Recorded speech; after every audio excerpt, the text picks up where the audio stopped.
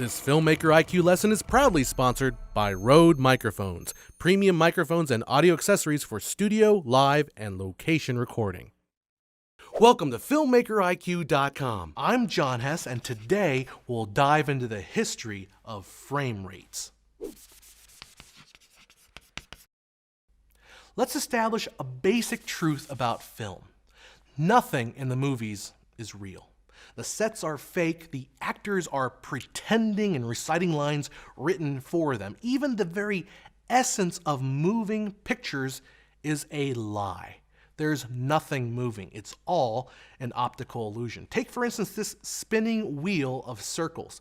Now, it looks like it's moving in a clockwise direction, but if we compare each frame of this animation, we see that actually nothing is moving at all. We're just turning off circles sequentially. But when we flash this illustration one after the other, our brains create this sense of movement. Now, this is called the phi phenomenon, first described by Max Wertheimer in Gestalt psychology in 1912. The human brain can perceive about 10 to 12 individual frames per second. Now, faster than that, and our brains blend the images together into motion. So we found our first frame rate, anything higher than 12 frames per second. Simple, right? Well, not so fast.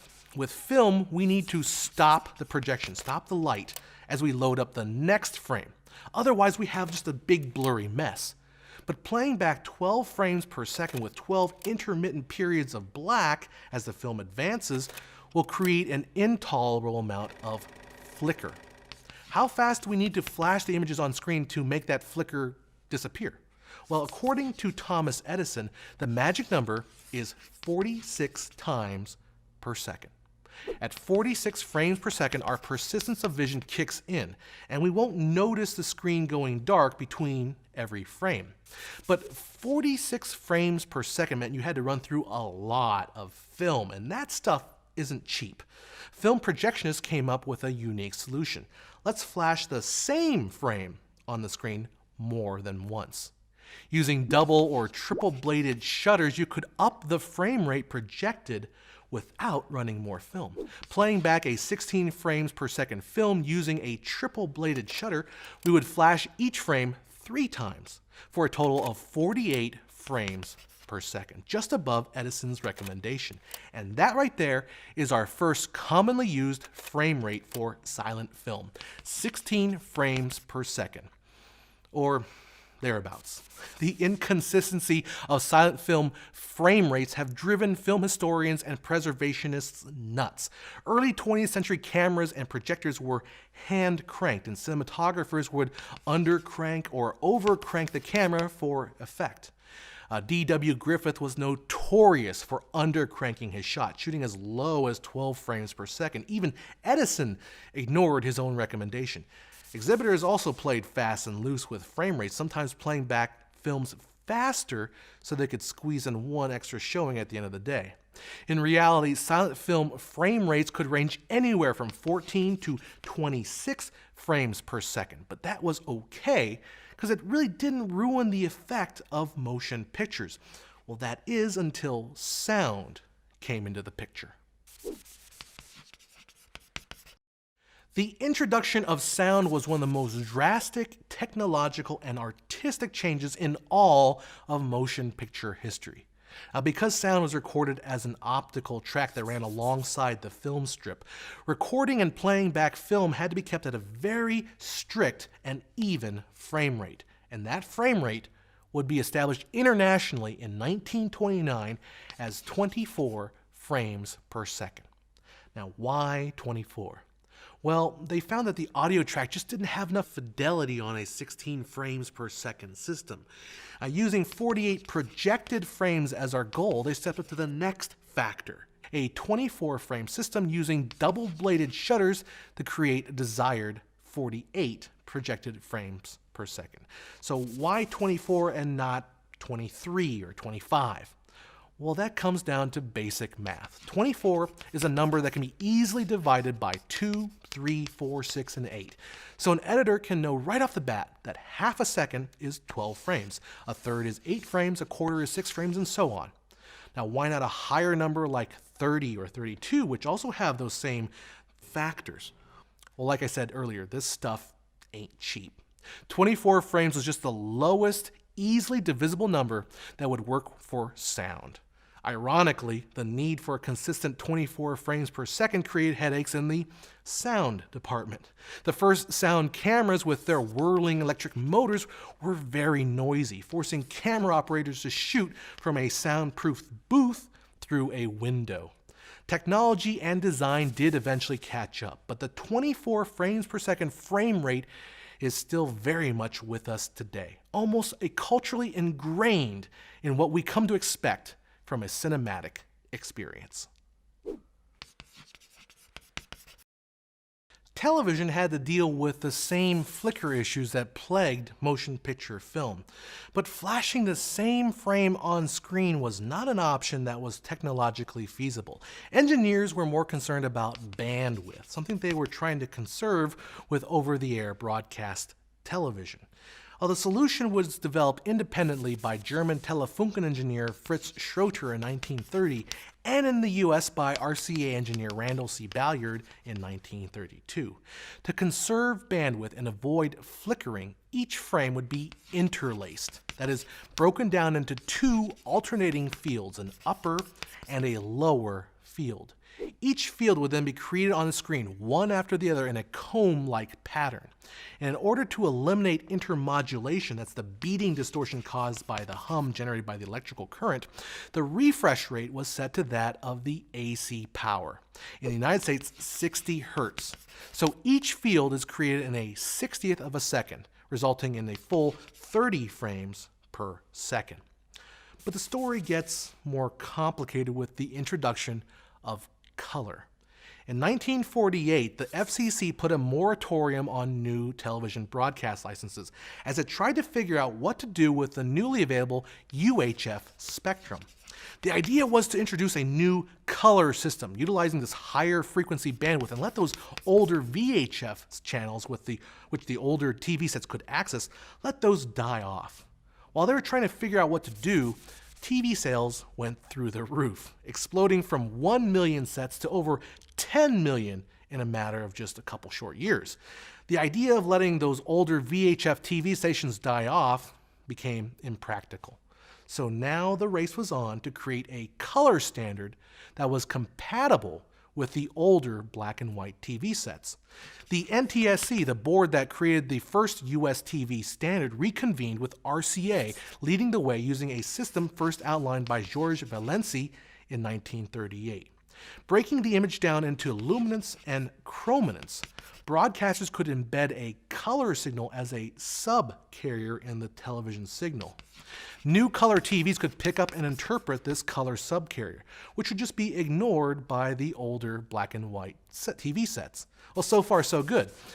But there was one small problem. The bandwidth used by the color subcarrier could potentially interfere with the audio signal and cause intermodular beating. The solution would be to reduce the frame rate by a factor of 0.1%. 1/1000th, phasing the color and audio signals so they would never fully match up. In December of 1953, the FCC adopted the RCA system for color broadcast, and we go from 60 fields per second down to 59.94 fields per second for an effective 29.97 full frames per second. In a mathematically ingenious way of creating signal for both color and black and white television sets, we have these oddball frame rates that are still a big part of modern broadcasting standards. But that's only if you live in a country that uses the NTSC standard. In 1963, German television manufacturer Telefunken released PAL to the European Broadcasting Union, with regular broadcasts in PAL starting in 1967. PAL was a format designed to solve the color problems that plagued NTSC and would work with the 50 Hz AC power used in Europe and elsewhere in the world. PAL, along with a similar format CCAM, run at 50i for an effective 25 frames per second. So how do we get the cinematic 24 frames per second to fit onto a 60i video stream for, say, watching movies on video?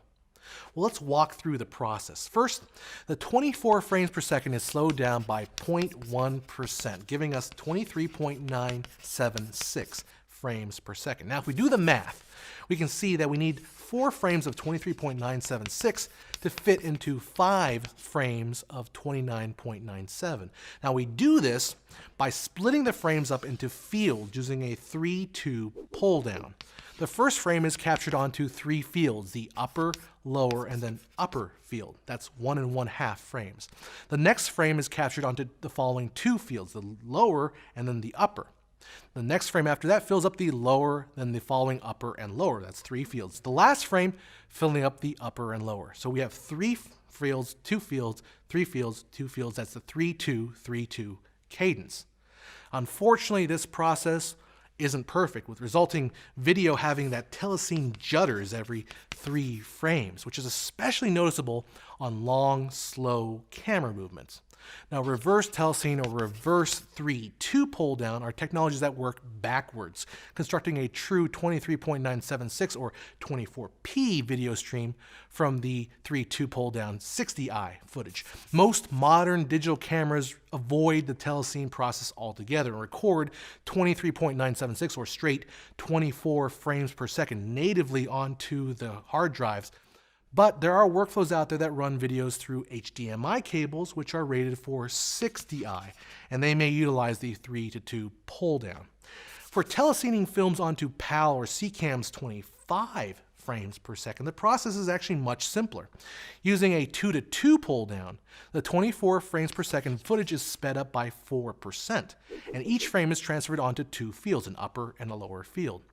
The increased speed raises the pitch of the audio by a noticeable 0.679 semitones, or a little more than a quarter step musically, but that can be adjusted down using a pitch shifter.